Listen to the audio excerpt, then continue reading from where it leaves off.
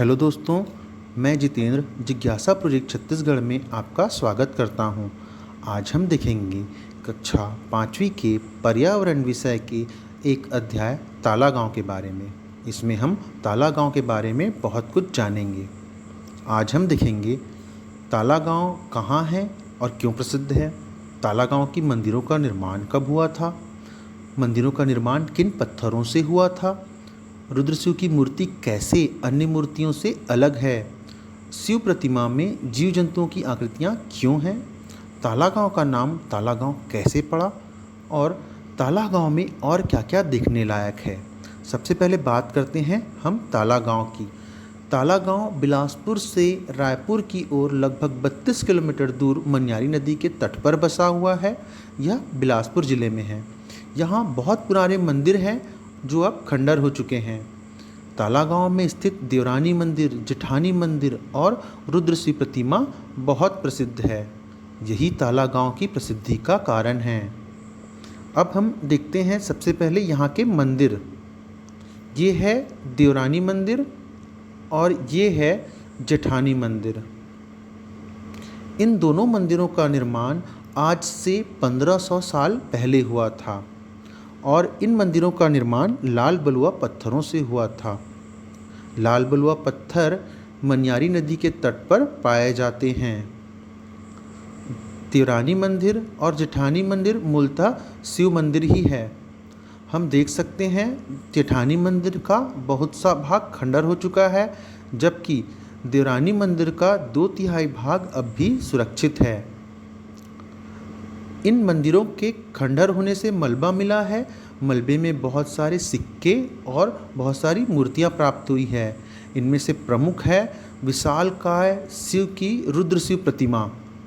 अब हम देखते हैं रुद्र शिव प्रतिमा के बारे में। ये है रुद्र शिव की प्रतिमा।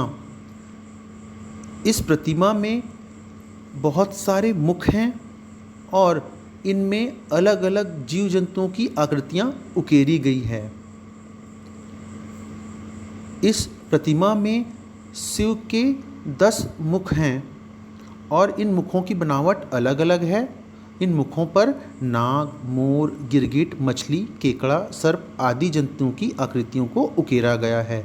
यह मूर्ति 9 फीट लंबी, 4 फीट चौड़ी और 2.5 फीट मोटी है। इसका वजन लगभग 5000 किलोग्राम है और यह मूर्ति एक ही पत्थर को तराश कर बनाई गई है। अब हम देखते हैं इस प्रतिमा में जीव जंतुओं की आकृतियाँ क्यों हैं। तो इसके 2 कारण हो सकते हैं। पहला, शिव को पशुपति भी कहा जाता है, जिसका अर्थ है वे सभी पशु पक्षियों के स्वामी हैं। दूसरा, जीव जंतु भी प्रकृति के अंग हैं और हमें इन्हें भी सुरक्षित रखना चाहिए। हो सकता है इन्हीं बातों को ध्यान में रखकर मूर्तिकार ने प्रतिमा में जीव जंतुओं की आकृतियाँ उकेरी होंगी। अब हम देखते हैं ताला गांव का नाम ताला गांव कैसे पड़ा। इसके बारे में ऐसा कहा जाता है कि प्राचीन काल में यहाँ पार्वती देवी का मंदिर रहा होगा, जो तारा देवी के नाम से प्रसिद्ध रही होगी, इसलिए संभवतः इसे तारा गांव कहा जाता रहा होगा। बाद में इसे धीरे धीरे ताला गांव कहा जाने लग गया। अब हम देखते हैं ताला गांव में और क्या क्या देखने लायक है। तो यहाँ महाशिवरात्रि के समय हर साल 7 दिनों का मेला लगता है। मनियारी नदी के तट पर बसा होने के कारण यहाँ का प्राकृतिक सौंदर्य अत्यंत ही मनोरम है।